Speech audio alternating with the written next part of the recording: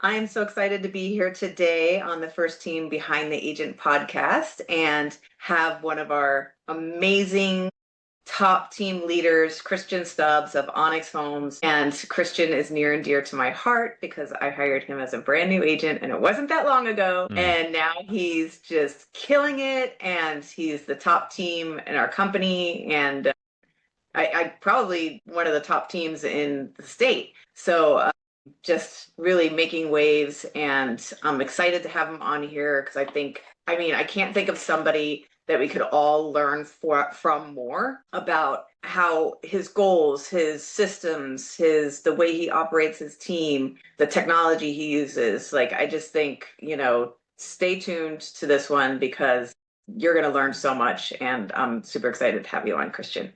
I'm excited to be here. I know it's always funny to think back to May of 2019 when we were sitting in the conference room and you were convincing me that I should quit my job and become a realtor and that I was going to be successful. I'll never forget that for sure. Yeah, I saw it in you. I mean, sometimes I'm not always right, but I was definitely right that time.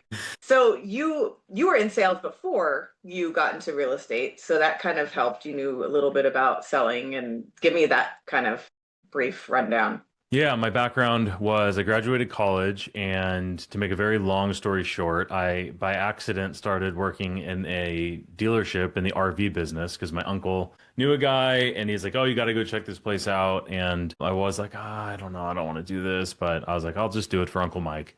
And I went in there and got bamboozled into starting on Monday and then got stuck really quick because I did very well in sales right off the bat. Got promoted up into finance, and I started doing learning rather that financing motorhomes that are, two, three, $400,000 or more was just about as hard as financing for a mortgage. So I ended up getting my real estate license. And after being in that business for like 4 years, I was like, I hate this so much. And I got my real estate license and I was like, you know what, screw it. My plan was in the dealership business to buy an investment property every year, and I wanted to build up a portfolio of real estate properties, and I felt like I could do that. And I hated working there so much. I was like, you know what? I bought my first condo and I wanted to take the money that I had saved to buy the next one and just go all in on myself. And I was like, you know what? I've got 6 months of savings. I'm just going to try this. And worst case scenario, I'll come back and get in that same job at a different place, and ended up working out. That's awesome. Yeah, I know when I first got into the business, it was like I had a 3-month runway. I saved up all my terminal leave from the Marine Corps, and I was like, I have 3 months. Either I make a commission or I go get a job at McDonnell Douglas or whatever airline or something. So yeah, it's amazing. Like when you have that, that deadline, there's no like, I think I might want to prospect, but I'm not really feeling it today. It's like, that's motivation. Yeah, 100%. Yeah. So what do you do now that you're already so successful to stay motivated and to like want more? And we'll go into like how you got there and how you built the team, but sure, just thinking about what keeps you motivated now. I think two things I'll say is I've started really appreciating like the story of all the big brands that we see, like the story of the founders. So Founders Podcast, you and I have talked about this. I listen to all the episodes. Some resonate more than others, and they're all good. And if you're not familiar with this podcast, one, I would check it out. But basically, this guy goes through and reads biographies and autobiographies of the world's greatest entrepreneurs, and he does like a 45-minute summary of them. And just hearing the backstory to these companies that we all know, like I just listened to the Nike one this morning, and it's like, gosh, I would not have guessed that this is how Nike began. And it was a side project for 6 years and so on and so on. So like I hear those types of stories, and those are like the big aspirational things that are like, wow, what could I do if I did this for the next 30 or 40 years? What could I make out of it? That's on one side of it, like almost personal, internal. And the other side of it is with our team specifically is we hear agents all the time that are telling us, they're like, why didn't I know about you sooner? And then you have made such a meaningful impact on my business in such a short amount of time. Usually they're leaving another brokerage or another team or whatever. And a lot of agents maybe feel defeated, like, oh, everywhere is the same. And we've had so many agents that have joined us from like, my gosh, I wish I started my career here, or I wish I came here a year earlier, or I wish I knew you existed. That has been the thing that has motivated us more than anything from helping more agents And then the third part of that has been it's been amazing to watch our our W-2 employees, our admin staff here at our team, watching them grow has been unreal as well too. And those are the things that I didn't think I would care about as much as I do. But that's like between the big picture, looking outside, and then just the real life conversations we have over and over. Those are the two different things that keep me motivated for sure. Yeah, I love that. I mean, you turned me on to Founders Podcast, and I listen to it every morning when I'm So working good. out. And it is so motivational and so good. And I think, you have that entrepreneurial spirit that some agents have and some agents don't. I mean, there's the people who just want to sell houses, and that's fine and that's great. And that's your job. But then there's the people who really want to build something. And I think that's when I kind of I transitioned from being a realtor to, a business owner, and you did the same thing. And to me, watching somebody build a career is more satisfying than selling a house or watching somebody, and I know that the houses are the American dream, and I know they're building wealth, and I know they're building generational wealth for their families, and they're going to have a place for their kids to play and everything like that. But there's something about me and you too, that watching somebody build a career it's just, there's something different there. So Agreed. yeah, 100%. very cool. So, did you know that, and that's why you started with the team? Or did you start with the team and then find out, oh, I really like this? That's a great question. I think two totally different aspects of this is on one side of it, in the beginning, yeah, we had a small team in the beginning and it was almost by accident, but everything we were doing was optimized. And this is where I think that the story that we tell our agents on our team is everything we do is for the top, not top producing agent. Everything we do is for the agent, and the agent that wants to be successful, I guess is what I'm trying to say. And success, like everybody's got their different definition of that.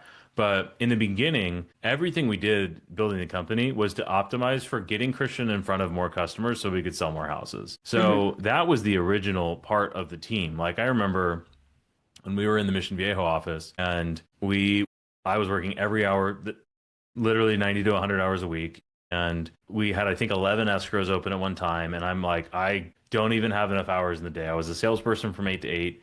In the hours outside of that I was still working were like I was doing admin stuff, right? So the first step was I hired an assistant. And I remember putting up a job posting for like $16 an hour or something like that and being like, how am I going to pay this person when we had 11 deals in escrow? And it's like, that's insane, first of all. And then what ended up happening is I took the 40 hours of nonsense off my plate and gave it to the assistant.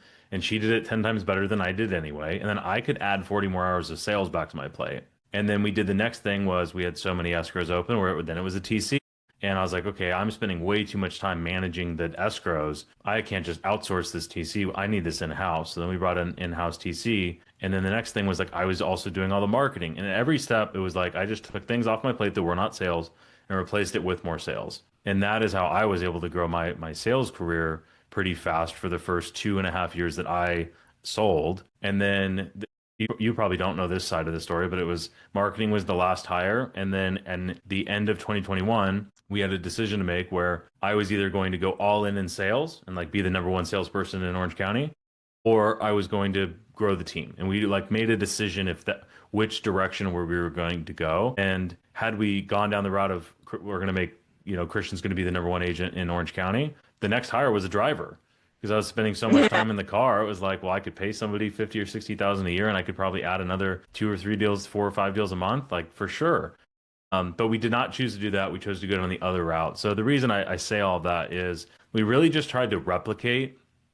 Okay, if this is all the things agents should be doing, how can we just make that happen on purpose versus it just happening by accident, and set our agents up that are on the team that they already have that. So I did this the other day and almost made myself sick. But if an agent wanted to replicate what we offer to them, they'd have to pay about 400 grand a year to replicate what a brand new agent or an experienced agent starts with pretty much at day one. And it just comes down to like doing the basics at a high level consistently, which is a quote from Phil Jones that is probably my favorite quote of all time. But that's what we try to set them up. So like, where did it come from? Honestly, it was really just that. And then in the very beginning, the agents that were on the team replicated a lot of what I did. They just watched what I was doing and then did that. And then over time, we've distilled that down into more of like a replicatable, proven process. But that's the really where it came from, was just, if I want to be, try to be the top agent or a really high producing agent in Orange County, what are the things that I should be doing? We just translated that to what should our agents on the team be doing. Yeah. So and now you're not really in production Not at all. anymore. Okay. So I think what a lot of agents, when they look at teams, a lot of the agents I meet with, they're so concerned with their brand being, I don't know, not as good when a team member goes out on a listing appointment, or a buyer, or, they're so concerned with, I don't know, I think it's a little bit of control freaks, that they're not willing to give up in order to get some life back or to build more, because you can't ever build more if it's always you. It's like your face, you know what I mean? You have to be the one on the listing appointment. You have to be the one at the open house. You have to, like, there's going to be a capacity that you can't go beyond that at a certain point. But you've decided, or you saw that, because right now you could step away and the business is still run. That's building a real business. That's a business. That's not a job. I think sometimes entrepreneurs create jobs for themselves, and there's a difference, right? There's a huge difference, and because I talked to tons of different team leaders that say they want to get out of production, and then the hard reality of it for most agents that have a team or want to run a team is they don't really realize that the amount, like the size of the team. A lot of agents want this small team, and like, oh, I feel like I could get a few more deals here or there, and like that's one way to do it. There's nothing wrong with that. But to your point, if you want a business that you can operate a true business, a huge part of it is like, I took a huge risk and income hit by jumping out of production. My second year in sales, I sold 780 in GCI, and my next year I would have probably been somewhere in the mid 1 million range, and I made significantly less than that by growing the team over the last couple of years. Now, the reality is like, what was I trying to accomplish? Well, my goal was to get exactly where I'm at, and then to continue to grow from there. And I think most agents struggle with I've been used to making this much money for this long, and if you might have to take a haircut if you're either going to jump out of production. You being in production as a real estate agent is the most profitable thing you could possibly do. Like you've said this on stage a lot, is profit margins on a solo producing agent that maybe has assistants, super high profit margin. I mean, you should be making 60, 70, 80% of the deal should be profit, versus on a team, the best teams in the world are lucky, whether they say this or not, the best teams in the world are lucky to be at a 20 or 30% profit margin. Most are not. So that's the hard reality, is when I jumped out of sales, I'm now lowering the conversion rate, right? One, because the team leader is likely the best salesperson on the team. So if you're just handing off those leads, you're going to get a conversion drop right there. And then two, you have to pay your agents. So you're losing money on the lack of conversion or less conversion. And then you're losing money because you have to pay the most expensive part of the entire business, which is the agent, to do the deal. And then you have to have all the expenses and everything else, and then profits what's left at the end of the day. And I think a lot of agents think they should start a team, and then realize at the end of the day, like, that's not really what I want to do. Like, there are some agents that, like you mentioned, Dave, there's agents like that who are just like, he should be selling for sure. And like, maybe you hire the person who grows and runs the business. I don't know if Dave should do that or not, but there's a lot of real estate agents that their superpower is selling real estate. There's nothing wrong with that, and it's the most profitable thing. And maybe the right move is to hire the person to operate and run the business, because at the end of the day, if you own it, I don't think there's a right or wrong way to do that, but it's tough. It's a tough decision for a lot of team leaders, and I think, choose not to make the decision and then just get stuck in the middle. Yeah.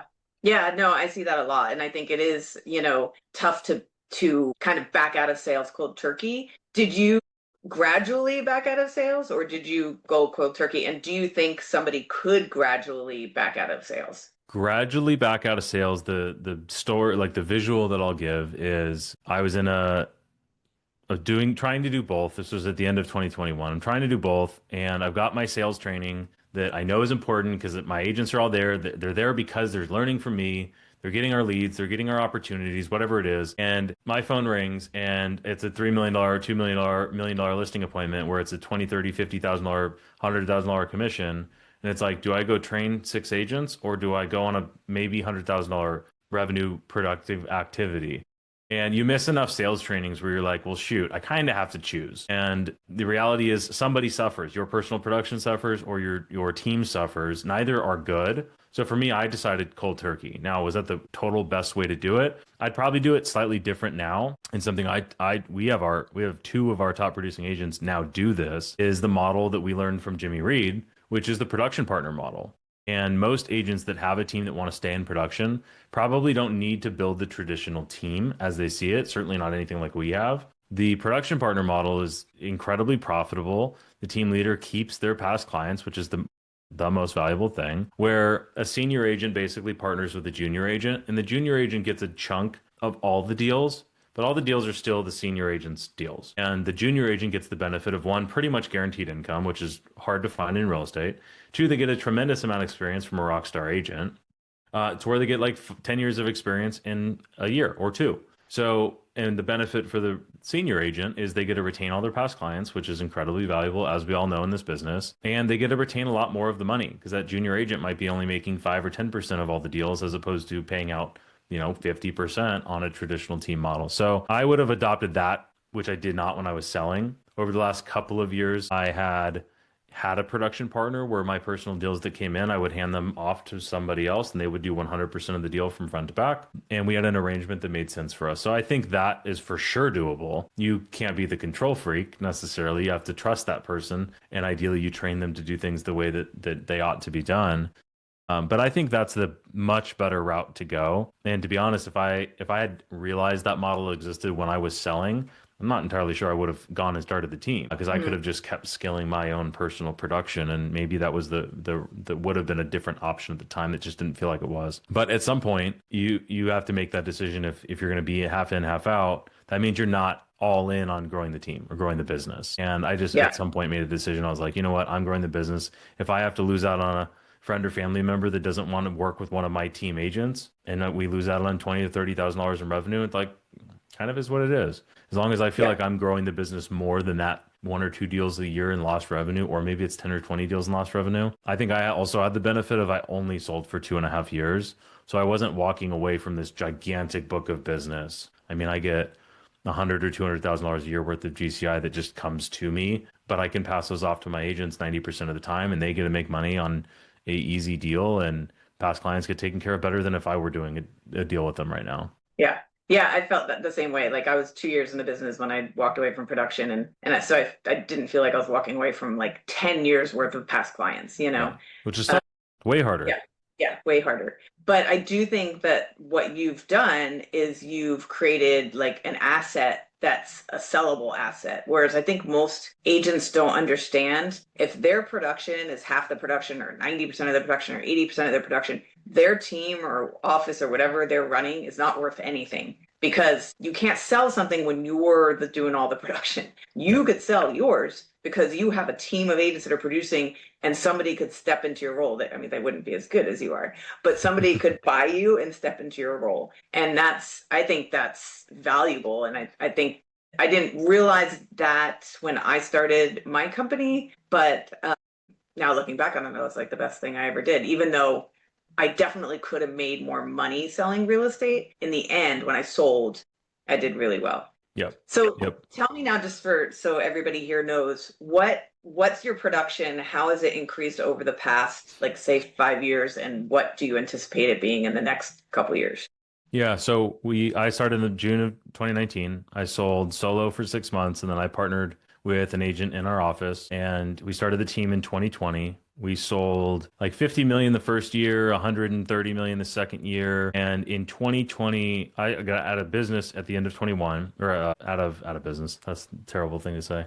I got out of production at the end of 2021, and then I bought my business partner out of the business in the middle of 2023, and we really restarted the business at that time. We had about 16 agents on the team then, and I just decided, hey, I believe firmly in this business model. Now with truly 100% control, I can do things the way that I feel like is the right way to do them, and we grew from there. So 2024, I'm trying to remember the numbers. 2024, we sold like 130 million in volume. 2025, last year, we sold 180. No, I'm mixing up my numbers. Last year in 2025, we sold 285 million. And this year our goal is to hit about 470. We added 100 Wow. million year over year. So we grew 65% last year.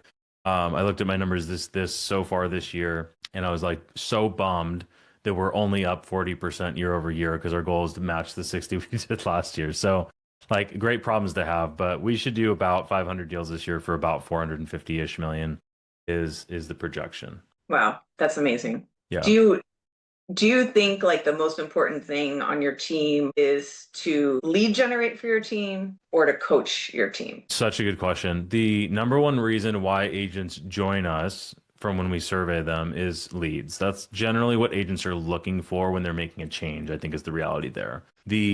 When we survey our agents, which we typically do once a quarter, we ask them what is the most valuable part of being a part of Onyx Homes. And the fourth thing that's mentioned is leads when agents are on the team. It's culture, leadership, training, leads, like in that order. So what agents think they need is like, oh, leads will solve all my problems. And we both know that is not true. They will help, but getting leads is not the only part of it. You have to convert those leads into clients and then close deals. And you need to be able to manage your workflows. So like the main reason agents do join us is because of leads. And that's the headline, the shiny object that the agents want. But what they stay for and what makes them the most productive, for us at least, is that we build a very streamlined process of how to be a successful agent. We always say like, is it the only way to be successful? No, of course not. But it for sure works. And we have that by case study after case study after case study of agents that have joined us, follow the process, and then do well. And our whole concept was, and I don't know if you've heard this story either, but when I joined First Team in the Mission Viejo office, I went around to all the high producing agents in the office and I'm like, where'd all your business come from? And all of them had been in the business for 20 or 30 years. And it was like past clients and referrals. Okay, I can't do that. I'm brand new. What about next person? Where'd all your business come from? Past clients and referrals. I'm like, okay.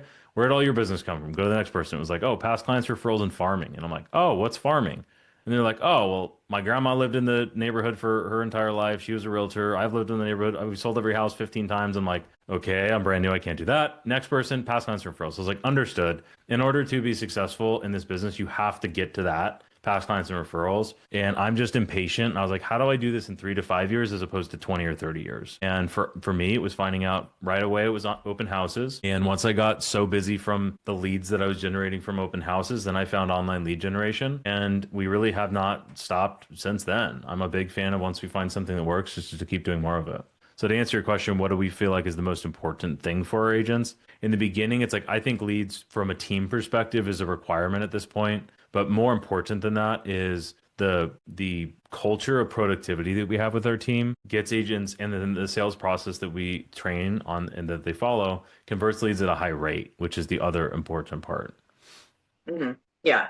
Yeah, I tell people that are thinking of starting a team, like you either have to have a coaching team or a lead generation team or a farming team. Like you have to have a way that's differentiated for, to help the agent do better than they would in a traditional office. And, online lead generating is an amazing way to make sure that your agents, produce at a high level.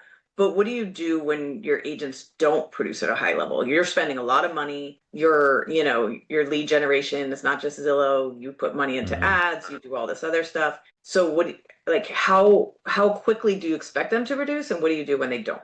This has evolved over time. And the more time goes on, we look every year back at like, okay, what were the case studies? What made our most successful agents the most successful? And this will come as a surprise to nobody that the agents that put in more work are more successful No. across the board, right? So like we use Follow Up Boss. This is something that I'm amazed more people don't do, but we use Follow Up Boss, and Follow Up Boss has a feature that is a leaderboard based on points. And the points are generated by productivity, meaning the activities the agents actually do. So everybody on our team has the Follow Up Boss app on their phone, and their Follow Up Boss phone number is their phone number. All communication is done in there. So call, text, email, appointments, everything. So anyway, it tracks everything. And we basically found that if an agent hits this number of points, they will sell roughly this much on average. and the agents that do more work will be more successful. So that's like on a big picture. We just have a benchmark on our team that if an agent isn't willing to do this much work, we just say, hey, we'll just consider you as effectively part-time and probably on your way out from the team. No hard feelings, but it is what it is. We're not giving you leads or support or anything like that. Now, if you want to ramp back up, totally different story. But we focus very much on the agents that are willing to hit that minimum standard and above. And I think a lot of agents and teams, brokers talk about we have these minimum standards and it's whatever's written on a piece of paper or on the wall or whatever. But it's what you hold is the real standard, not what you say the standard is. And so we have just consistently increased that over time, which has led to agents selling more houses faster. The other aspect is like more technical, if you will, is we know because we've just done a lot of leads. We know what conversion rates should be for an average converting agent. And we just set benchmarks on them. And you have to be very, what's the word? Like you have to be very on it. There's no other way to put it. I mean, whether you're spending 2,000 a month, 5,000 to your 200,000 a month, if you all of a sudden let the standard slip lower and lower and lower, it'll be very fast that you start losing money. So we have, for each different lead source, we have very clear benchmarks and indicators that the agents know where they need to be, where they should be from a minimum. And then we coach to like, how do you make more than the minimum? Because I don't think anybody's goal is to be average. And then for myself and our sales managers, they know exactly where we need to be in order for the lead source to be profitable so that we can keep reinvesting into more of it. So whatever the main source of business is just making sure you know your numbers around it. And I think for a lot of teams, the big pain point is there's not a clarity as to what's actually happening. And one thing we did very early on, it was like black and white, no ifs, ands, or buts about it, is any successful salesperson should use a CRM. So that's what they do. All of our agents use their CRM for all lead sources, period, the end. And if they don't want to do that, hey, there's no problem with that at all. But that's just how we do business, which is something we say all the time. But I think a lot of team leaders lack clarity of what actually happens because they don't have that buy-in of I'm going to be a successful salesperson and you should be using a CRM. And then if you don't have that, you have no idea what's going on with your leads. And then that's where the wheels fall off really fast. Or you don't make your team agents use the CRM. I see a lot of times like they just, an agent will start slacking off and nobody says stop slacking off. Yeah.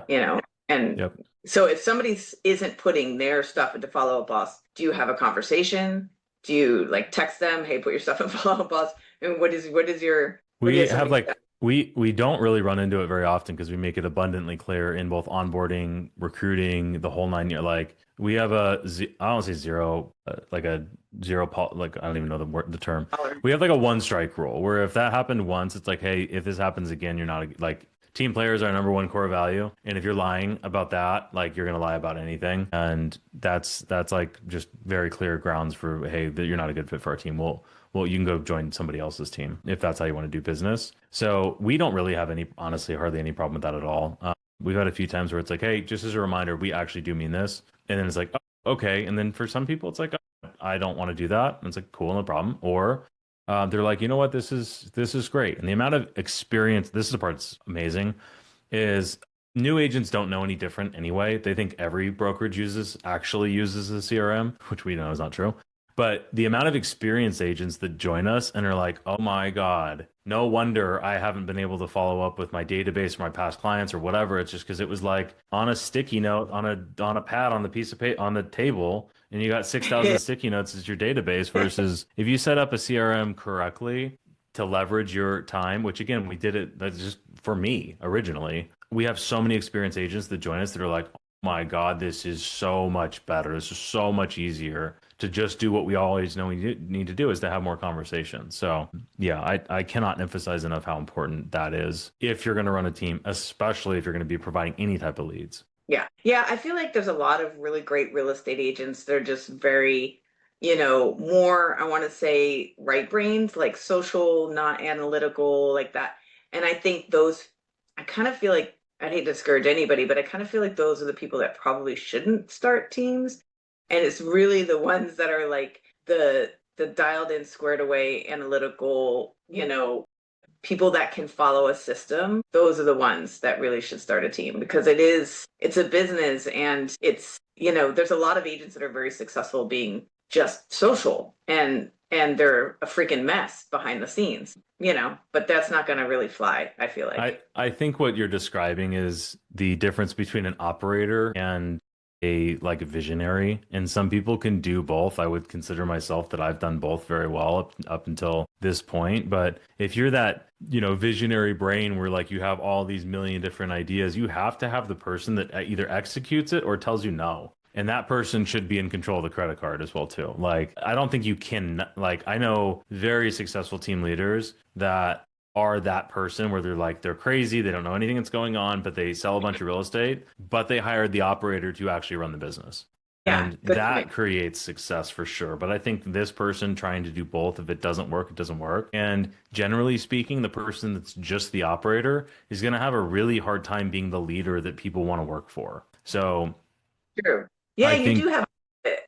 yeah, and earlier in my career, it was like I was the hard driving salesperson that worked a lot of hours, and I assumed everybody else was like me. So if you're on my team in 2020, I apologize, but like I just assumed everybody worked 100 hours and everybody needed money like they needed fresh air and all of those things. And I realized very quickly that not everybody wants to be the number one agent in Orange County, and that's totally fine. So that was like a huge transition for me to realize like I define success for agents, for example, as like you hitting your goal. So if an agent tells me they want to make $500,000, they're going to get pushed a lot harder than the agent says I want to make, 80 or whatever. And there's nothing Mhm. wrong with either one. Obviously, I might relate more to the person who has more ambitious in that regard, but like that doesn't mean the other person's wrong for wanting to make less money and work less, God forbid. But that was definitely a growth for me was I had to go learn business, which is another thing I don't think most real estate agents do is they'll get into coaching, they'll talk to their broker,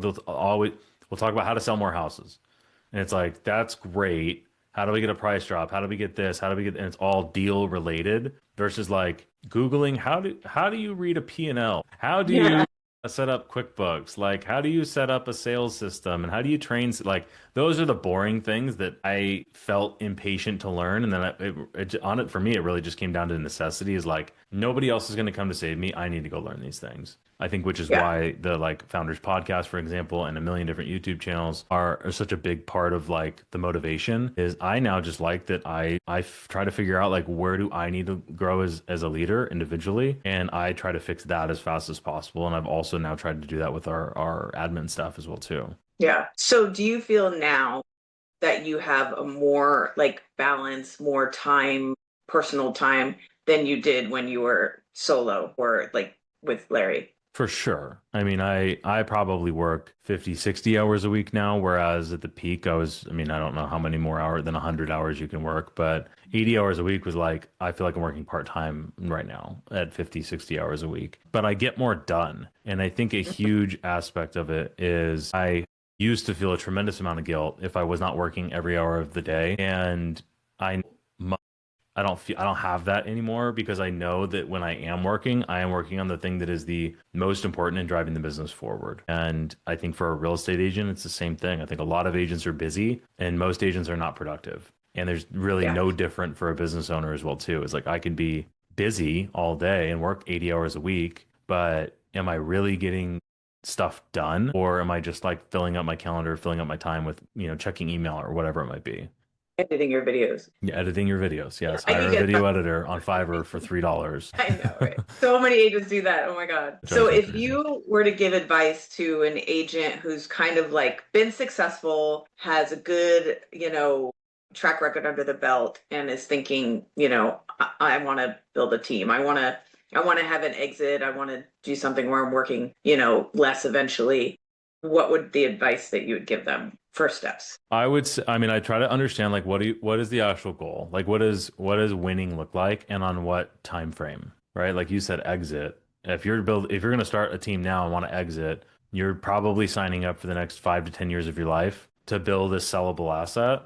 Whereas I think when I ask that question to most team leader, like want to be team leaders, they don't know what success even looks like because anybody can look at our company right now and be like, oh, you guys are selling 3 or 4 or $500 million a year. I want to get there. And it's like, well, you can't look at that and then be like, well, what are the trades that I've made over the last handful of years in order to be able to do this? that'd be step one, is like what are you actually trying to accomplish? The second thing, which is probably the single, not probably, is the single most important decision I think any team leader has to make, or person that wants to start a team, is what's your financial model? How, what type of a team, because team is like very loosely thrown around nowadays. What kind of team do you want to run? I would break this down like tactically into, I see four different models.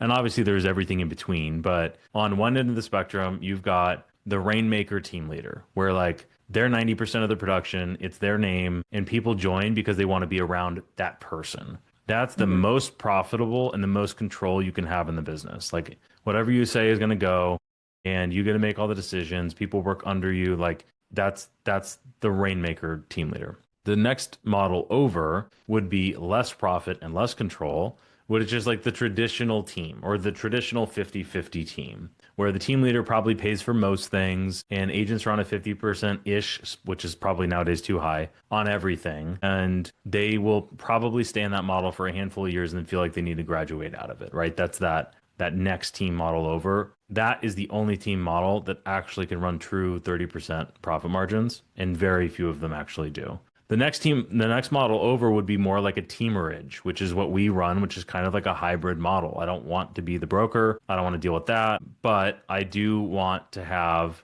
the ability for my agents to join the team and to grow over time. And this is typically a hybrid comp model where if you have company generated leads, it's a lower split. And if the agent's generating leads on their own, it's paid at a higher split. Still paying for some things, but not quite everything. And for most teams in that model, it's like anywhere from 5 to maybe 20%. There's very, very, very few team leaders I've talked to that run a true 20% margin there. And then the fourth option is, do you want to run a brokerage? Which we know how that goes. That's the lowest profit, lowest control, lowest everything. You can have that one.